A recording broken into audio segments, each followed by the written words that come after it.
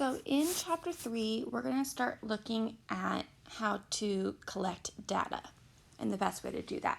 So we're going to start by how we plan a study in order to collect that data. So in order to better understand the characteristics of a population, statisticians and researchers often use a sample from that population to make inferences based on the summary results from the sample.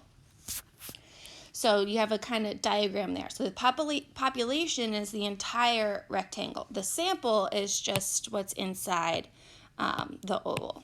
So a population is the entire group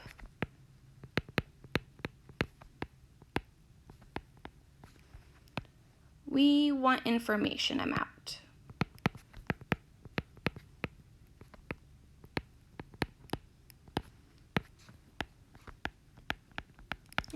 And that population could be anything. Like my population could be all of the students at DACC. My population could be all full-day students. My population could be just my students.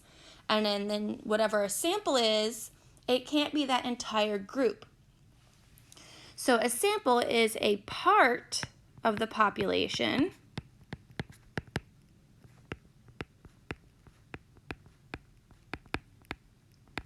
we actually examine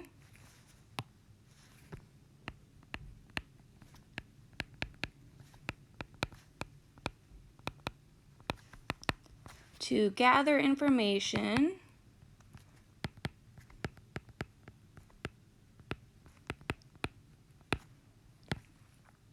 about the population.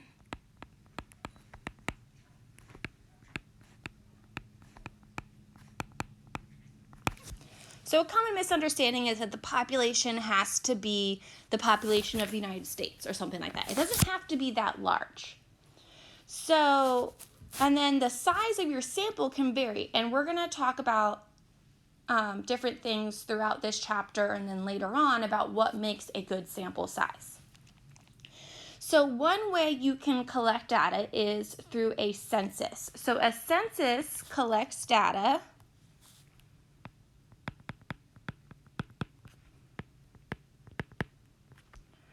from every individual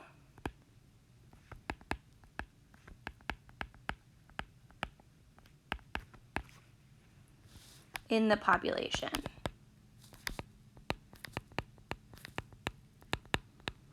So it's one of the few ways to collect data that isn't actually a sample. So in the United States, we do a census every 10 years. So we aim to collect data about the entire population. It doesn't always happen, but the goal is to do the entire population in the United States, not just a sample. So the way we collect data influences what we can and cannot say about a population. And there's two common ways to collect data: an observational study and an experiment. And we're going to talk about each of these individually in different sections of this chapter. So an observational study observes individuals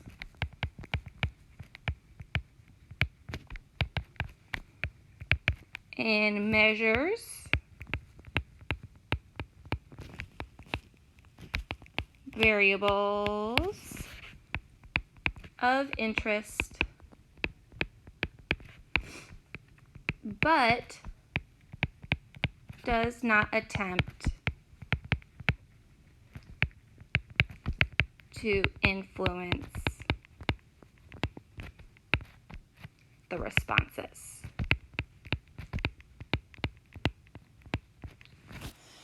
So, and basically what this means is that in an observational study, you don't impose some sort of treatment. So it's drug trials are not observational because you're giving some people drugs, some people not.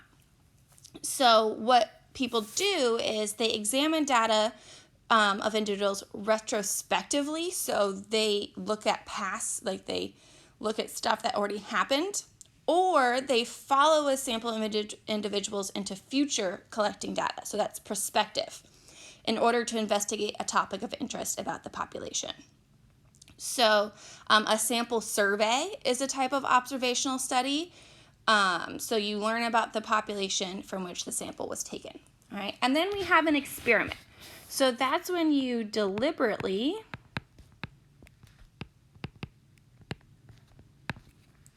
impose some treatment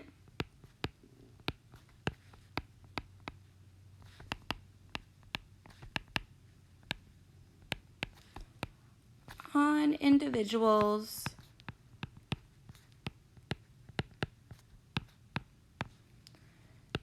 to measure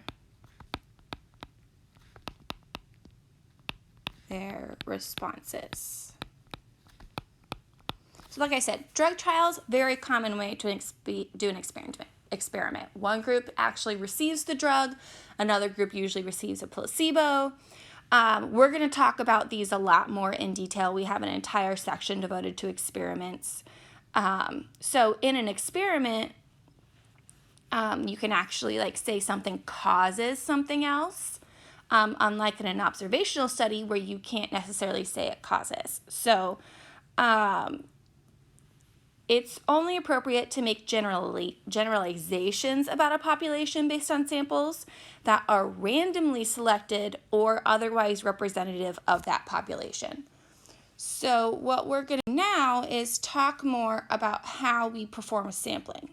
All right, so a sample, right? So if you poll a sample of women asking about their shopping habits, you cannot take that result and apply it to men, since they were not represented in the sample that was taken.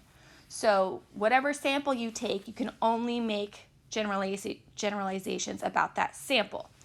It's also not possible to determine causal relationships when you do an observational study. So you're observing variables and gathering data, but you can't make inferences. So as long as it's well designed, we can only apply the findings from the sample to the population. Causal relationships can only be done in an experiment. So we're going to talk about different ways you can take samples that are representative. So there are some advantages to each of these and some disadvantages, and we'll talk more about some of the disadvantages in a later section. So one of the ways you can do it is something through convenience sampling, and that uses subjects that are readily available.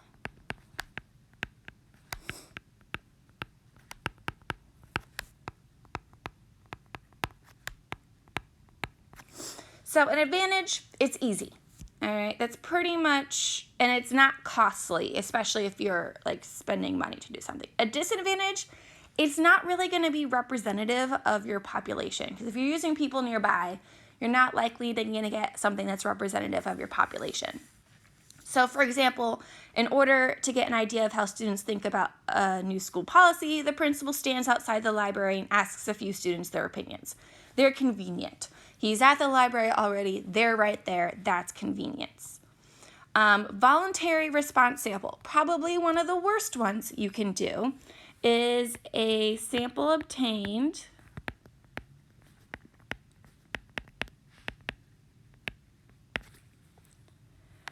by allowing subjects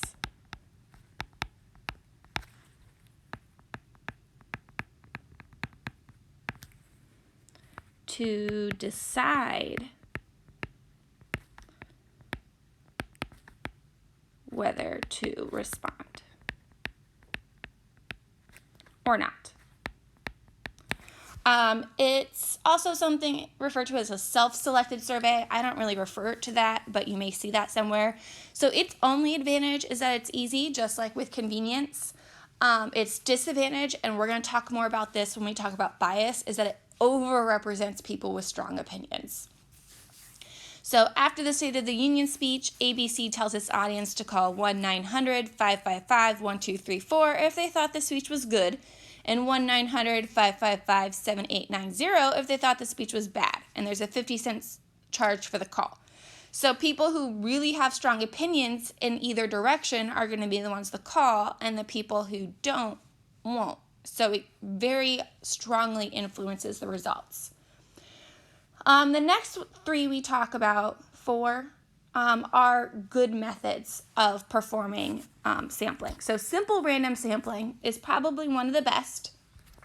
So it consists of n individuals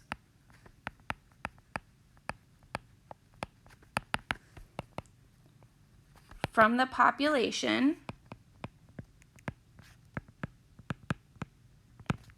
chosen in such a way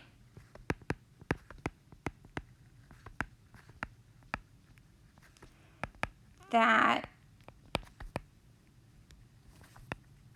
every set of n individuals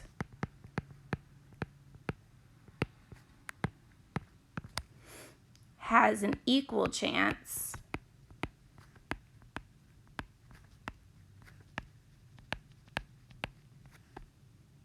in the sample selected.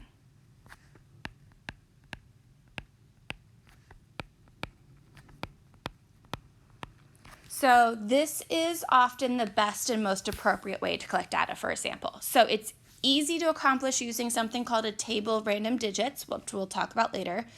And it's likely to produce samples that are good representative of the population.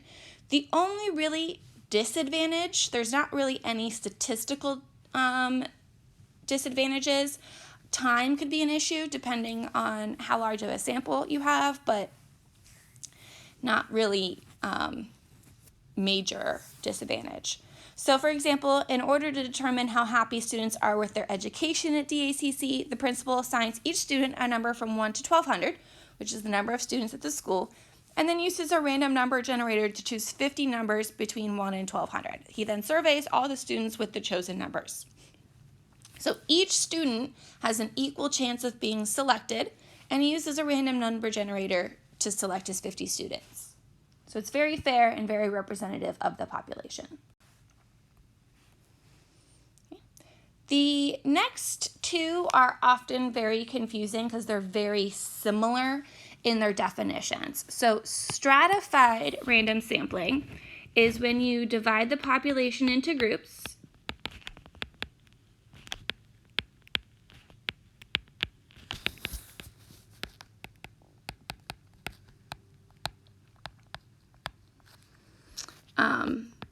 of similar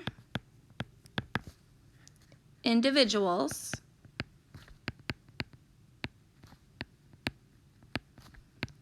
These are called strata, which is where it gets its name. Then select an SRS, so a simple random sample, within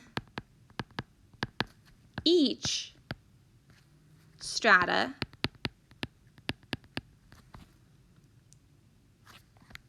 and then you combine the SRSs from each strata to form the full sample. So for an advantage, it gets more exact information, especially in large populations. So it takes advantage of the fact that individuals in the same strata are similar to one another. A disadvantage, unless your strata are easily defined, it's not necessarily appropriate. So, for example, in order to get a better idea of what DACC students thought about their CTSOs last year, the advisors divide all DAC students into the CTSO they are part of, and then select a random sample from each CTSO. The full sample consists of aggregating the random samples from each CTSO. So our strata are the CTSOs, and then we randomly selected students from each of those. Cluster sampling, so the reason they're similar is because it starts the same way, by dividing the population into sections. So divide population into sections, which are called clusters. Then randomly choose a few clusters, and then in this case, every member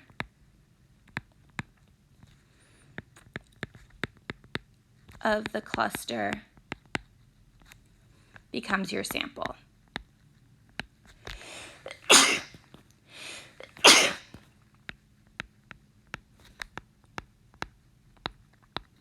So instead of putting them in groups and selecting people from every group, a cluster puts them in groups and then chooses all of a couple of the groups. So an advantage here is you don't need a list of the entire population. The disadvantage is, depending on how your clusters are determined, you could get more variability. It may not be entirely representative of the population. So for example, a psychologist at the University of Pennsylvania collects a sample by first dividing up the students into their respective schools. So the Wharton School of Business, School of Engineering, Nursing, and Arts and Sciences. Then by the departments that their major is in. And then she selects a few departments at random and surveys every student within those chosen departments. And then the last one we're going to talk about is systematic random sampling, which is not used very often, but it's not a terrible way to collect data. So you randomly select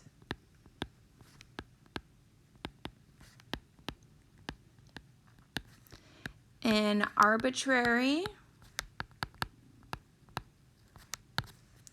starting point